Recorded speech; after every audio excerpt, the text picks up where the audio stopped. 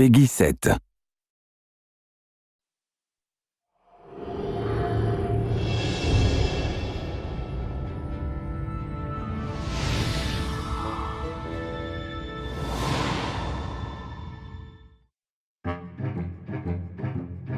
The range of characters in Disney Epic Mickey is pretty darn broad. Everything from the earliest black and white characters up until about the late 60s. I didn't want to get much more modern with anything than that.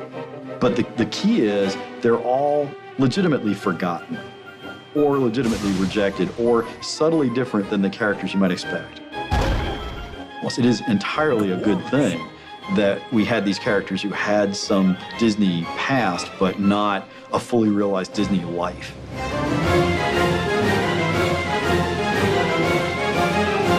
Deciding what to include in the game was really kind of nightmarish.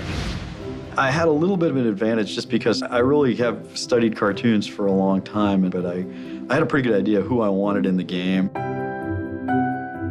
Mickey Mouse has achieved the highest levels of success, fame, fortune, love in every medium he's tackled, except video games. Yeah, there have been some Mickey Mouse video games, but I want to make him a video game hero on par with the very best, with the Marios, the Sonics, the people think of when they think video games. And I'm hoping Disney Epic Mickey gets him there. Oswald the Lucky Rabbit is one of the saddest and yet funniest characters in cartoon history. He was the prototype for every cartoon rabbit that came after him, and yet completely forgotten.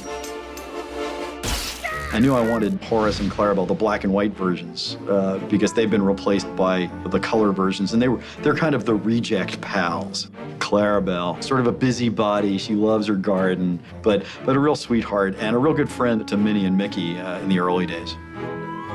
Horace is a terrific character, actually. He was probably the most versatile actor in Mickey's gang.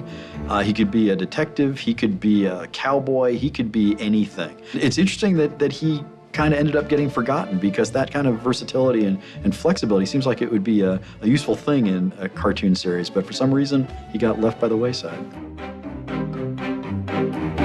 I think one of the characters we've had the most fun with was the character of Pete. And in fact, in the game, Pete has many incarnations. I call it the League of Petes. So around every corner, there's another Pete in a different costume. You know, oh my gosh, this time I'm dressed up as a little Dutch girl, like a Small World doll, oh my gosh. So he's always sort of humiliated by all the costumes that he has to wear. You know, Mickey, basically, by the end of the game, I'm hoping Mickey and the player are going, another Pete? The gremlins in the game were just ideas. They were going to make an animation short off of them, and they never got to it. So we looked at those characters, and we did what we do best, is what we brainstorm. We come up with ideas. In some cases, like the gremlins, they didn't have any personalities. They didn't have any motion or animation or life that we could imitate. We had to come up with our own personalities and our own animation styles for them. It brings a certain level of challenge because you've got such a high bar to live up to make them a Disney character. But I think the animators had done a great job in exploring all of the other Disney characters, that they kind of got it in their heads as to how we can make these characters fit in a Disney world that have never been there before.